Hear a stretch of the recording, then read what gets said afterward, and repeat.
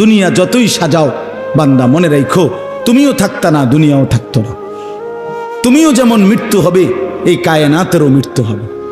এই দুনিয়ার প্রত্যেক মানুষের মৃত্যু হলে সেটারে মৌত বলে, আর একদিন গোটা সৃষ্টি জগতের মৃত্যু হবে সেটারে কিয়ামত বলে। সেটারে কিয়ামত বলে। কেউ থাকবে না, আল্লাহ কথাটা বারবার মনে করাইছে। তোমার যেমন মৃত্যু হবে সৃষ্টি জগতেরও মৃত্যু হবে। ইজাস সামাউন ফাতারাত ওয়া ইদাল কাওয়াকিবুন তাসারাত।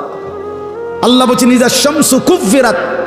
আল্লাহ তাআলা এভাবে বারবার বলছে ইজাস সামাউন শাক্কাত, আসমান ভেঙে যাবে, চূর্ণ বিচূর্ণ হয়ে যাবে, তারকারাজি খসে খসে পড়বে, সূর্য চন্দ্র আলোহীন হয়ে পড়বে।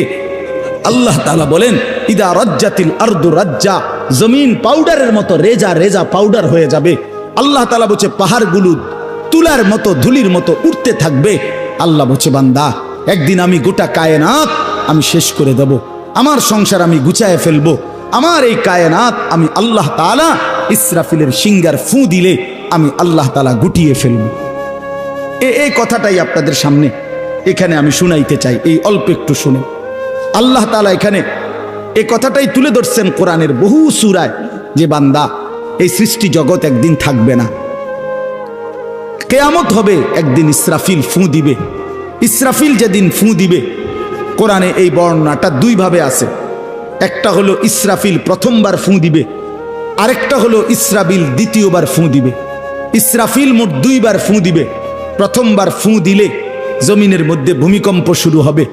আল্লাহ বলেন এই ভূমিকম্পটা গোটা পৃথিবী একসাথে, আমার সৃষ্টি পুরাটা একসাথে নড়বে। ইন্না জালজালাতাস সাআতি শাইউন আযীম। আল্লাহ বলেন বান্দা দুনিয়ায় বহু ভূমিকম্প তুমি দেখছো, তবে মনে রেখো কিয়ামতের ভূমিকম্প, ইসরাফিল ফু দিলে প্রথম যে ভূমিকম্প হবে, কিয়ামত সংঘটিত হওয়ার জন্য, গোটা সৃষ্টিটা ভেঙে চুরে যাওয়ার জন্য, সেটা হবে বড়ই ভয়ানক।